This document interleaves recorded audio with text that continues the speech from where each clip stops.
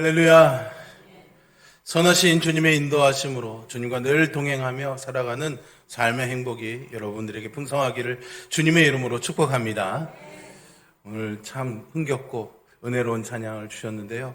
여러분들 저마다 좋아하는 그런 찬양들이 많으시리라 그렇게 생각이 됩니다. 무슨 찬양 좋아하세요? 아무 답이 없으시군요. 성도님들, 예? 예수 따라가며, 그렇습니다. 나의 등 뒤에서 오늘 찬양이 나왔죠. 맞아요. 성도님들과 신방을 다니다 보면 여기저기서 전화벨 소리로 가장 많이 나오는 찬양이 은혜라는 찬양입니다. 참 많이들 좋아하시는 것 같아요. 첫 가사가 이렇게 시작하죠. 내가 누려왔던 모든 것들이, 내가 지나왔던 모든 시간이, 내가 걸어왔던 모든 순간이 당연한 것 아니라 은혜였소. 많은 분들이 이 찬양을 좋아하는 이유는 내 삶에 주어진 모든 것들이 당연한 것이 아니라 은혜라는 이 고백이 아닐까 싶습니다. 그런 것 같습니다. 우리에게 하나님이 주신 은혜와 복이 참 많은데 우리는 그것을 너무나 당연하게 여기거나 아니면은 우리 눈에 보이는 것보다 더 가치 없는 것으로 여길 때가 참 많은 것 같습니다. 당장에 우리가 숨 쉬며 살아갈 수 있도록 도와주는 공기도 그렇지 않습니까? 늘 숨 쉬는 그런 삶을 살아가지만 공기에게 날마다 고맙다고 말하는 사람은 없습니다. 그런데 아파서 특별히 폐병에 걸려서 숨을 쉬기 어려울 때는 그것의 소중함을 알게 되죠. 영적인 것도 저는 마찬가지라는 생각이 듭니다. 우리는 구원받은 하나님의 자녀입니다. 그래서 우리는 이 구원에 대해서 너무나 감사하고 고마운 마음을 잊지 말아야 되는데 사실은 이 구원을 너무나 쉽게 잊고 소중하게 생각하지 않는 것 같습니다. 구원이 참 귀하고 소중한 것이지만 구원에 대해서 너무 자주 말하다 보니까 또 너무 익숙해지다 보니까 그것이 얼마나 소중한 것인지 잊고 정말 구원을 구원짜리로 생각하고 살아갈 때가 많은 것 같아요. 어떤 사람들은요, 오늘 우리가 읽은 이 에베소서의 말씀을 가지고요, 가난뱅이처럼 사는 부자들에게 쓴 편지라고 그렇게 말하더라고요.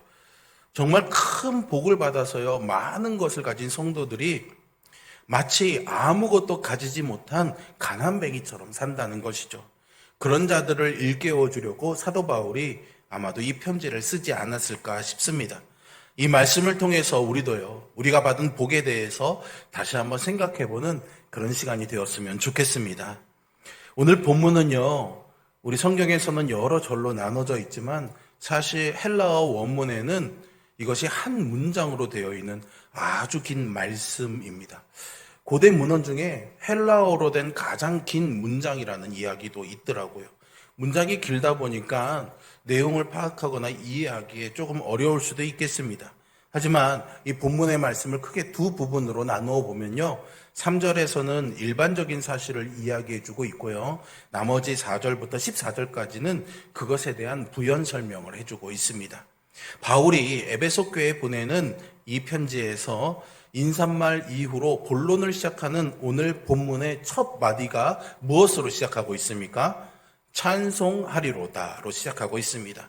이 말은요, 찬송하라는 명령이 아니라요, 하나님이 찬송받으시기에 합당한 분이다라는 말인데요. 왜 찬송해야 되는지는요, 그 다음에 말해줍니다. 하나님 곧 우리 주 예수 그리스도의 아버지께서 그리스도 안에서 하늘에 속한 모든 신령한 복을 우리에게 주셨기 때문이죠. 여러분, 우리 모두가 이 복을 받은 줄로 믿습니다. 그런데 그 주신 복이 어떤 복이라고 말해주고 있습니까? 하늘에 속한 신령한 복이라고 말해줍니다. 이것은요, 햇빛과 비 등 이런 모든 사람들에게 일반적으로 주어지는 복을 말하는 것이 아닙니다. 이것은 특별한 사람들에게 특별하게 주시는 복을 말하는데요, 믿는 자들, 그리스도 안에 있는 자들, 우리가 교회라고 부르는 자들에게 주어지는 복입니다. 그리스도 안에 있는 사람들만이 이 복을 받을 수 있습니다. 그리스도 안에 있다면 누구나 다 이 복을 받습니다. 누구는 적게 받거나 누구는 많이 받거나 하지 않습니다. 믿는 자라면 모든 사람이 똑같이 동일한 복을 받습니다. 그것은 하늘에 속한 신령한 복이기 때문에요. 물질적인 복과는 다릅니다. 믿는 자들에게 주어지는 복은 궁극적으로 영적인 복이기 때문이죠. 그래서 이것은 하늘에 속한 것입니다. 이 하늘이라는 표현은 장소적 개념이 아닙니다. 우리가 죽어서 하늘나라에만 가야 받을 수 있는 복이 아니라는 말이죠. 이것은 하나님께 속해 있다라는 말입니다. 하나님께 속한 이런 복들을 그리스도 안에 있는 우리 믿는 모든 자들에게 주셨다라는 건데요. 하나님은 이 복을 모든 믿는 자들에게 동일하게 주십니다. 이것이 하나님이 찬송받으시기에 합당한 이유입니다. 그렇다면 이 복은 무엇일까요? 그리고 이 복이 어떻게 우리에게 주어진 것일까요? 그리고 이 복이 우리에게 왜 주어진 것일까요? 이런 질문들을 생각해 보면서 오늘 말씀을 하나하나 우리가 풀어나가 보려고 합니다. 우리가 받은 복은 과연 무엇일까요? 첫 번째로 그 복은요, 우리가 거룩하고 흠이 없게 된 복입니다. 4절과 5절의 말씀인데요. 같이 한번 읽어볼까요? 곧 창세전에 그리스도 안에서 우리를 택하사 우리로 사랑 안에서 그 앞에 거룩하고 흠이 없게 하시려고 그 기쁘신 뜻대로 우리를 예정하사 예수 그리스도로 말미암아 자기의 아들들이 되게 하셨으니 아멘. 그리스도 안에 있는 사람은 거룩하고 흠이 없는 사람이 되었습니다. 하나님 앞에서 그 누구도 거룩하지 않고 또 스스로도 거룩하게 될 수도 없습니다. 하나님의 기준으로 볼 때 사실 이 거룩이라는 단어는요, 우리 인간과는 거리가 멉니다. 바울은 로마서 3장 9절에서요, 그러면 어떠하냐? 우리는 나으냐? 결코 아니라. 유대인이나 헬라인이나 다 죄 아래에 있다고 우리가 이미 선언하였느니라 라면서요, 유대인이든 헬라인이든 모두 다 어떤 사람이든지 죄 아래에 있다 말씀합니다. 그러나 그리스도 안에 있는 사람들은 거룩하다고 선포하죠.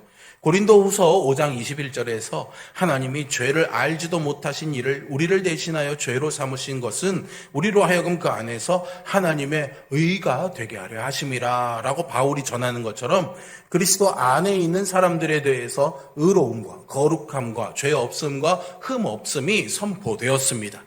이것이 왜 우리에게 복이 되는 걸까요? 우리가 거룩하지 않다면요, 하나님의 심판의 대상이 되기 때문입니다. 에베소서 2장 3절에서 우리를 본질상 진노의 자녀였다라고 표현하고요. 로마서 1장 18절에서는 하나님의 진노가 하늘로부터 나타난다라고 말씀합니다.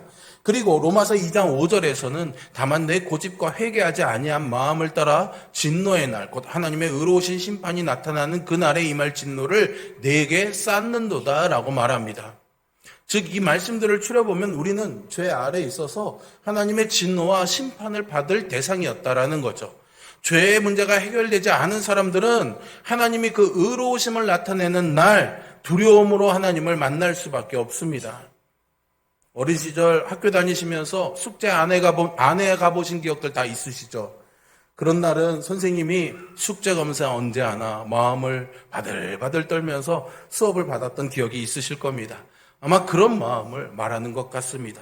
그런데 그리스도 안에 있는 사람들은 거룩하고 흠이 없는 사람이 되어서 두려움 없이 하나님을 만날 수 있다니 이것이 복이 아니면 무엇이겠습니까? 우리가 받은 두 번째 복은요, 하나님의 아들이 되는 복입니다. 아까 읽으신 5절에서 그 기쁘신 뜻대로 우리를 예정하사 예수 그리스도로 말미암아 자기의 아들들이 되게 하셨다라고 말씀하면서 우리가 하나님의 아들들이 된 복에 대해서 바울은 말합니다. 예수 그리스도를 믿는 우리는 하나님의 자녀가 되는 복을 누리게 된 줄로 믿습니다.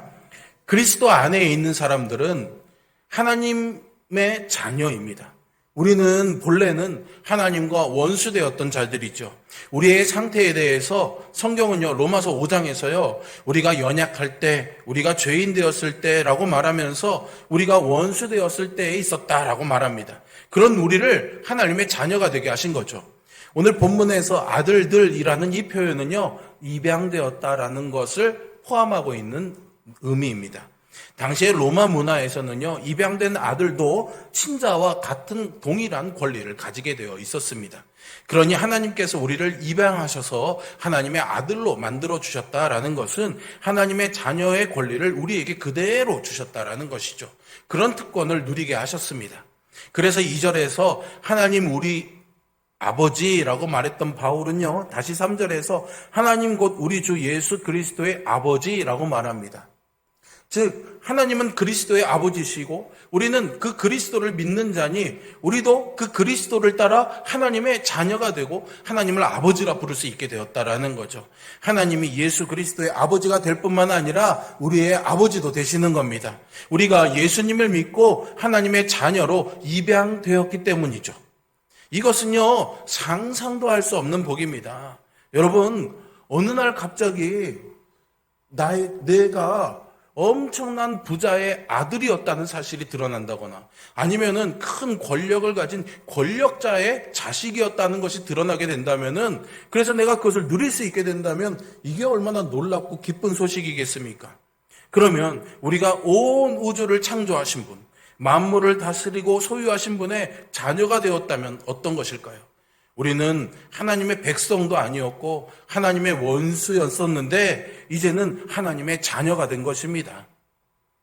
이 일을 위해서 우리에게 하나님이 하신 일이 있는데 그것을 오늘 본문에서는 속량이라고 표현하고 있습니다.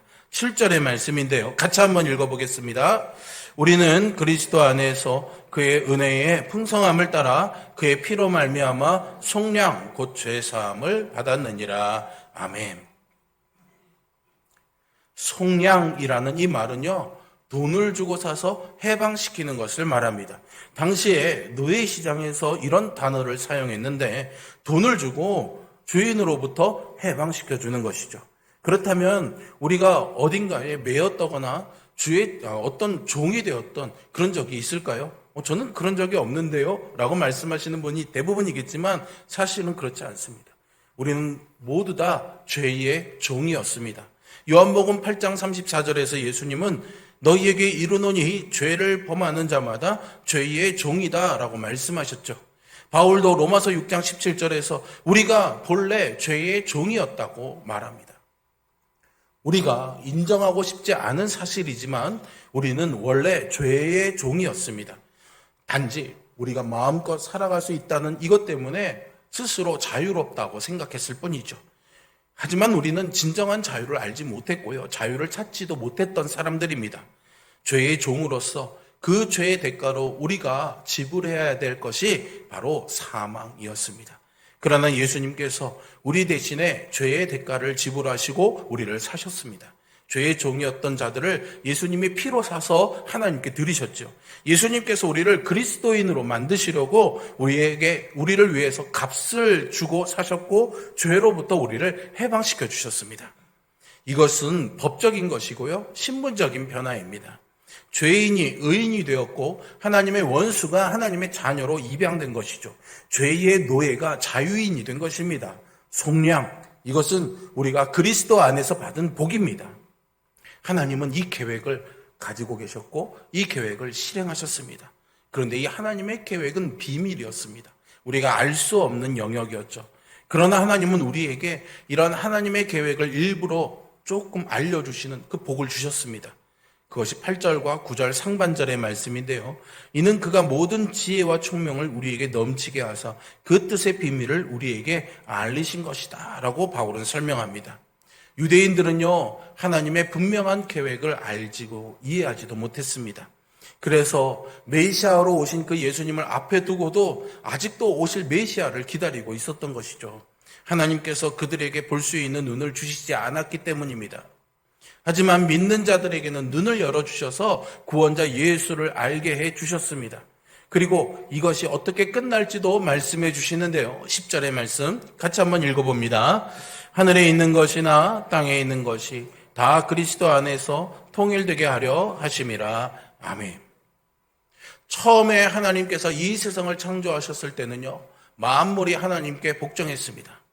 그러나 죄가 세상에 들어오면서 일시적으로 사단에게 복종했죠. 사단이 이 땅의 권세 잡은 자가 된 것입니다. 그러나 다시 우주의 진정한 주인이 전면에 나서서 우주를 다스릴 그날이 올 것입니다. 누군가는 그 주인과 함께 다스릴 것이고요. 누군가는 심판받게 될 것입니다. 하나님이 이 계획을 우리에게 알게 해주셨습니다. 온 우주의 통치자를 아는 복을 우리에게 허락하신 것이죠. 우리 함께 이어지는 11절의 말씀도 한번 더 같이 읽습니다. 모든 일을 그의 뜻의 결정대로 일하시는 이의 계획을 따라 우리가 예정을 입어 그 안에서 기업이 되었으니. 아멘. 여기서 기업이 되었다라는 이 말은요, 쉽게 풀어서 설명해 보면 상속자가 되었다라는 그런 의미로 이해하시면 좋습니다. 우리는 하나님의 자녀가 되었기 때문에 상속자가 되었고 하나님의 약속과 계획에 참여하는 자가 된 것이죠. 이것은 다가올 새하늘과 새 땅만을 말하는 것이 아닙니다. 그 안에 있는 모든 것들이 우리에게 주어졌다라는 그런 의미예요. 거기에는 참된 기쁨과 만족, 하나님과의 교제가 기다리고 있습니다. 사람들 사이에 오해 없는 진정한 교제도 기다리고 있는 것이죠. 우리 안에 오해와 갈등, 다툼이 있는 것은 우리가 모두 죄의 문제를 가지고 있기 때문입니다. 우리에게 하나님께서 이 온 우주를 다스리시는 그 날이 오게 되면 이제는 그런 죄의 문제로 인한 오해나 갈등, 다툼 없이 기쁨으로 교제할 수 있다는 것이죠. 우리가 성도 간에 진정한 사랑을 나누게 될 그 날이 오는 것입니다. 그것을 우리에게 기업으로, 유산으로 주셨다라는 거죠.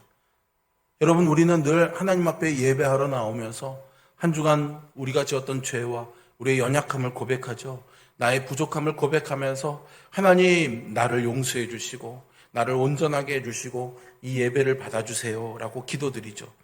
그러나 하나님께서 이 땅을 다스리는 그 날이 오게 되면 우리는 그렇게 부족하지 않게 될 것입니다. 늘 찬양과 감사가 넘쳐나게 되고 진정한 예배를 드리게 될 날이 우리를 기다리고 있습니다. 이것이 우리가 온전히 누릴 수 있는 기업, 유산인 것이죠. 그런데 이것은 하늘에서만 누리고 이 땅에서는 전혀 맛볼 수 없는 것이 아닙니다. 하나님은 이 땅에서도 우리가 그것을 맛볼 수 있게 했습니다. 왜요? 상속자니까는요. 그래서 우리가 이렇게 모여 예배하면서 그 하늘의 기쁨과 온전한 교제를 누릴 수 있는 겁니다. 여러분들이 작은 그룹으로 구역에서 기관에서 모일 때마다 그 하늘의 기쁨, 하늘의 것들을 상속자로서 누릴 수가 있는 것이죠. 여러분들이 가정에서 홀로 말씀 묵상과 기도를 하며 경건의 삶을 살아갈 때에도 하늘의 것을 맛볼 수 있는 상속자로 살아가게 하십니다. 이 땅에서 우리가 그리스도를 닮아간다면, 그리스도 안에 있다면 우리는 이것을 누릴 수 있습니다. 어떻게 그럴 수 있을까요? 정말 이것이 우리에게 주어진 약속이라고 확신할 수 있을까요? 늘 우리는 의심하고 회의감에 싸워가야 됩니다.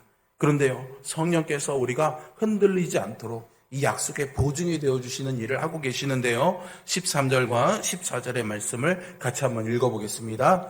그 안에서 너희도 진리의 말씀, 곧 너희의 구원의 복음을 듣고 그 안에서 또한 믿어 약속의 성령으로 인치심을 받았으니 이는 우리 기업의 보증이 되사 그 얻으신 것을 속량하시고 그의 영광을 찬송하게 하려 하심이라. 아멘. 여러분, 보증이라는 말 아시죠? 보증은 약속하는 겁니다. 그냥 약속이 아니라 확실한 약속을 하는 겁니다. 그래서 보증금을 낼 때도 있고요. 또 약혼 반지를 나누기도 하죠. 다가올 실체에 대해서 그것이 확실하다는 것을 보증해 주는 겁니다. 우리가 집을 살 때나 비싼 물건을 살 때 계약금, 보증금을 내죠. 반드시 그 물건을 살 것이라는 사실을 보증하는 것입니다.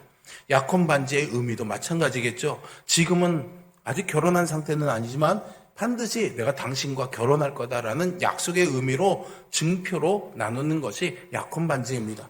그와 같은 의미로 하나님께서요, 성령을 우리에게 주셨습니다. 성령이 이 모든 일의 보증이요, 놀라운 기업의 일부로 우리에게 주어진 것이죠. 그래서 성령께서 지금 우리 안에 계셔서 우리에게 이 약속을 생각나게 하시고 기억나게 하시고 또 약속을 믿게 해주셔서 이 하늘 약속을 붙잡고 살아가도록 우리를 도우시는 은혜를 주시는 줄로 믿으시길 바랍니다. 지금까지 우리가 살펴본 우리가 받은 이 복들은 우리가 구원받게 됨으로 얻는 복이라고 할 수 있습니다. 우리의 신분이 하나님의 원수에서 하나님의 자녀로 극적인 변화를 가져오는 것이고요.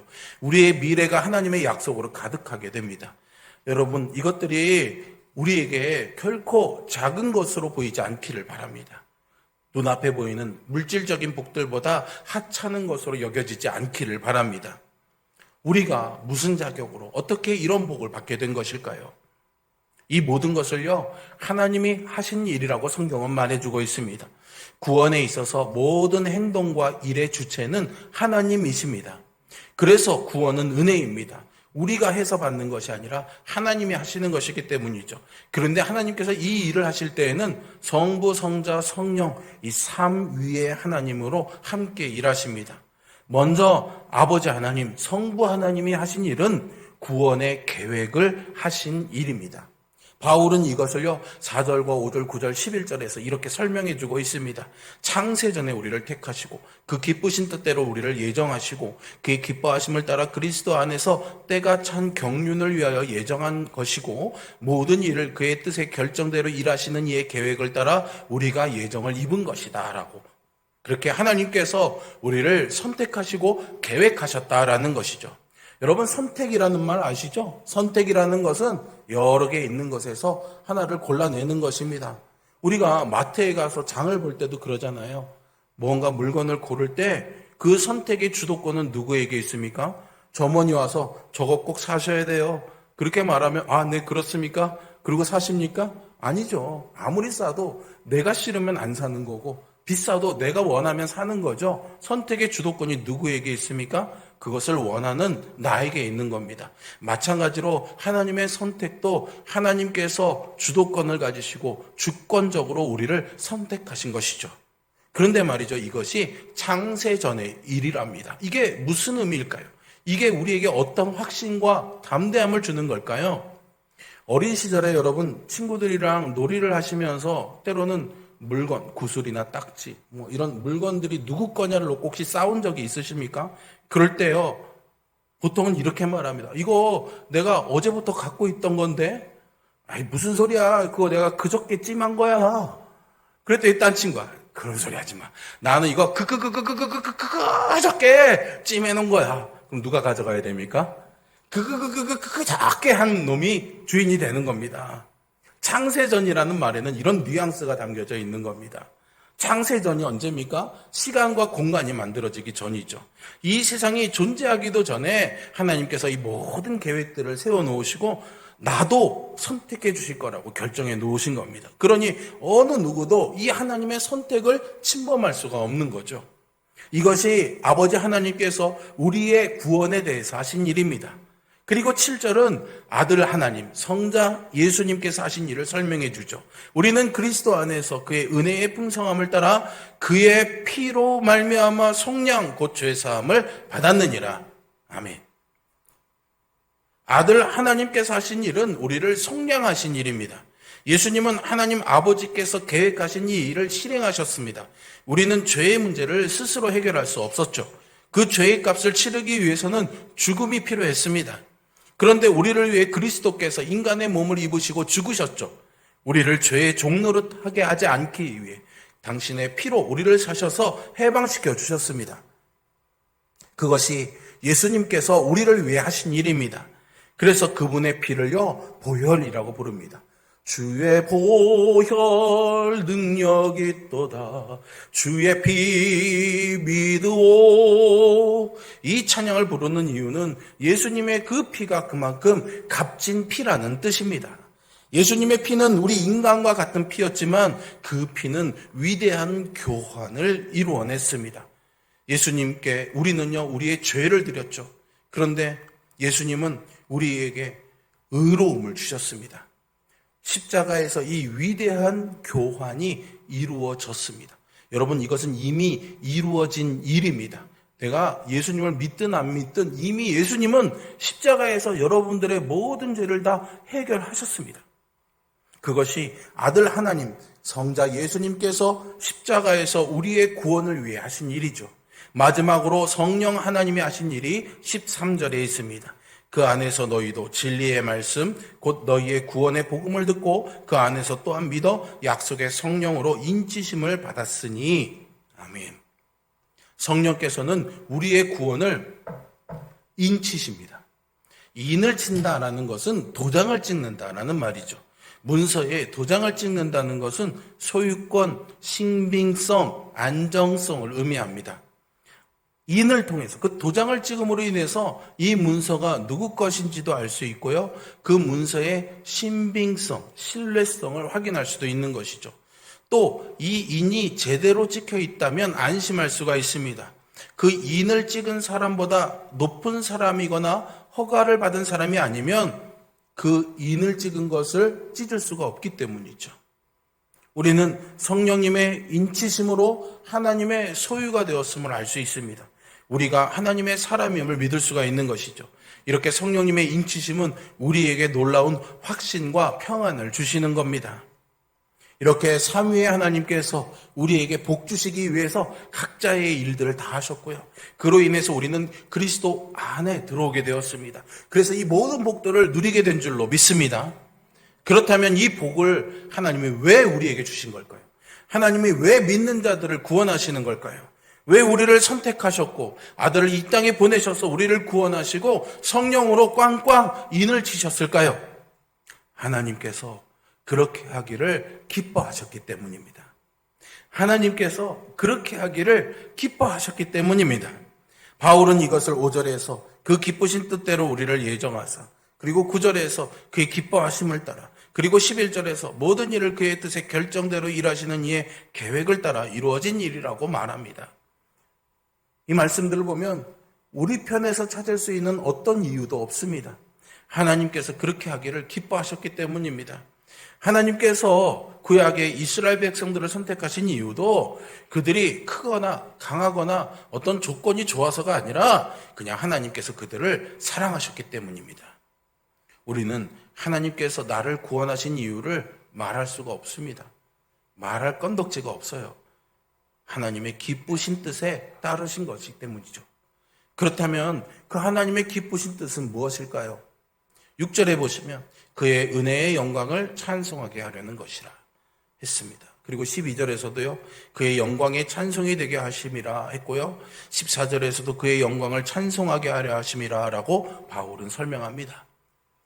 하나님을 찬송하게 하시려고 우리를 구원하신 줄로 믿습니다. 하나님을 예배하게 하시려고 우리를 구원하신 것입니다. 이것은 우리가 이 땅에서 해야 될 일이고 죽어서 하나님 나라에 가서도 해야 될 일입니다. 이것이 교회가 구원받은 목적입니다. 우리는 각자의 삶에서 예배를 드리기도 하고 이렇게 모여서 공적으로 예배를 드립니다.